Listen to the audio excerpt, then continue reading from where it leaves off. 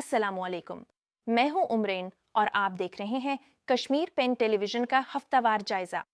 ناظرین، آئیے ایک نظر ڈالتے ہیں گزشتہ ہفتے کی اہم ترین خبروں اور واقعات پر جنہوں نے جموں و کشمیر، ملک اور دنیا بھر میں توجہ حاصل کی۔ ہفتے بھر جموں و کشمیر کی سیاست میں ریاستی درجے کی بحالی کا مسئلہ مرکزی نگاہ رہا۔ وزیر اعلیٰ عمر عبداللہ نے متعدد مواقع پر واضح کیا کہ جموں و کشمیر کے لیے ریاستی درجے کی بحالی کا مطالبہ برقرار ہے اور نیشنل کانفرنس کے رہنما مونسون اجلاس کے دوران دہلی جا کر مرکز کو اس کے وعدے یاد دلائیں گے۔ انہوں نے کہا کہ وزیر اعظم کے ساتھ ملاقات میں ریاستی درجہ، مالی صورتحال، ترقیاتی منصوبوں اور عوامی مسائل پر تفصیلی گفتگو ہوئی۔ وزیر اعلیٰ نے بانڈی پورہ سمیت مختلف اضلاع میں اعلیٰ سطحی جائزہ اجلاسوں کی صدارت کرتے ہوئے ترقیاتی منصوبوں، عوامی خدمات اور حکومتی پروگراموں کی پیش رفت کا جائزہ لیا اور تمام محکموں کو بروقت تکمیل اور مؤثر حکمرانی یقینی بنانے کی ہدایت دی۔ سیاسی محاذ پر اپوزیشن لیڈر اور بھارتیہ جنتا پارٹی رہنما سنیل شرما نے بھی کہا کہ جموں و کشمیر کو ریاستی درجہ واپس دینا بھارتیہ جنتا پارٹی کے وعدوں میں شامل ہے اور مناسب وقت پر اس وعدے کو پورا کیا جائے گا۔ دوسری جانب وزیر اعلیٰ عمر عبداللہ نے واضح کیا کہ نیشنل کانفرنس کے ارکان پارلیمان بھارتیہ جنتا پارٹی کی قیادت والی نیشنل ڈیموکریٹک الائنس حکومت کی حمایت نہیں کریں گے۔ پیپلز ڈیموکریٹک پارٹی کی صدر محبوبہ مفتی بھی ہفتے بھر مختلف عوامی اور سیاسی معاملات پر سرگرم رہیں۔ انہوں نے وادی بھر میں محرم جلوسوں کی اجازت دینے، عزاگاروں کے لیے مکمل سہولیات فراہم کرنے اور بعض گرفتار نوجوانوں کی رہائی کا مطالبہ کیا۔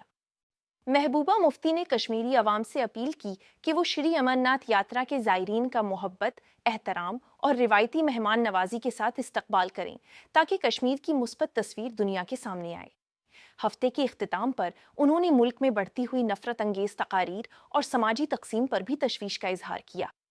راشٹریہ سویم سیوک سنگھ سربراہ موہن بھاگوت کا پاکستان کے ساتھ مکالمے کے دروازے کھلے رکھنے سے متعلق بیان بھی سیاسی حلقوں میں موضوع بحث رہا۔ انہوں نے کہا کہ دہشت گردی اور ناانصافی کے خلاف سخت موقف برقرار رکھتے ہوئے بھی امن اور مذاکرات کے امکانات کو مکمل طور پر ختم نہیں کیا جانا چاہیے۔ محرم الحرام کے حوالے سے ہفتے بھر تیاریاں جاری رہیں۔ وزیر اعلیٰ عمر عبداللہ نے اعلیٰ سطحی اجلاسوں میں بجلی، پانی، صحت، صفائی، ٹریفک اور دیگر بنیادی سہولیات کی فراہمی پر زور دیا۔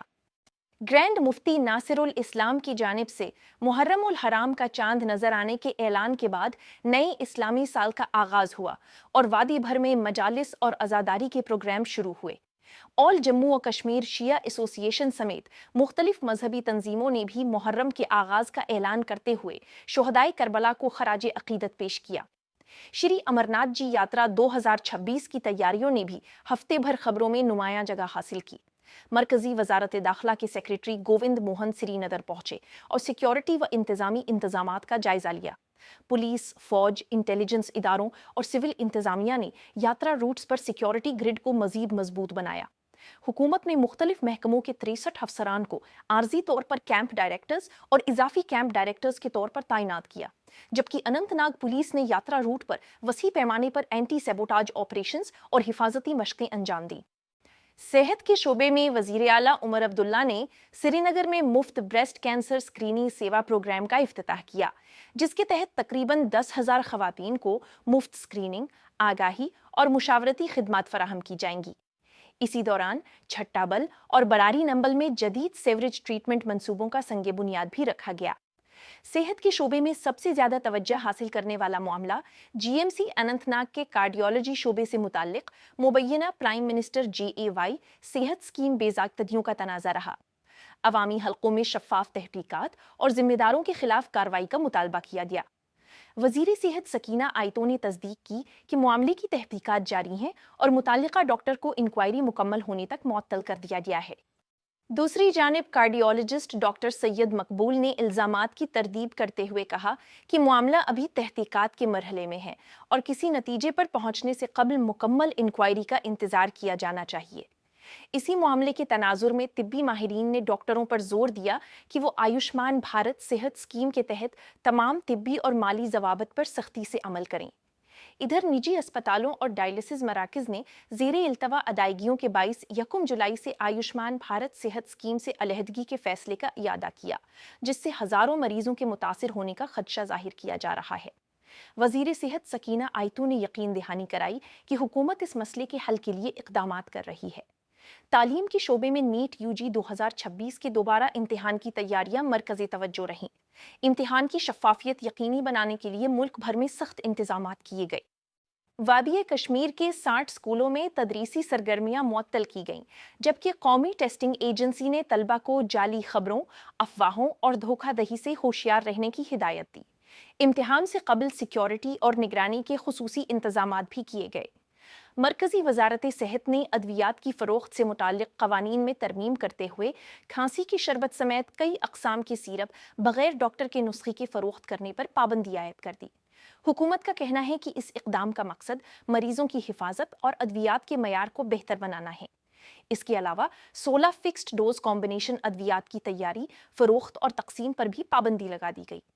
انتظامی امور میں چیف سیکرٹری اٹل ڈولو نے سریش کمار گپتا کو جموں اور Kashmir water resources regulatory authority کی چیئرمین کے طور پر حلف دلایا۔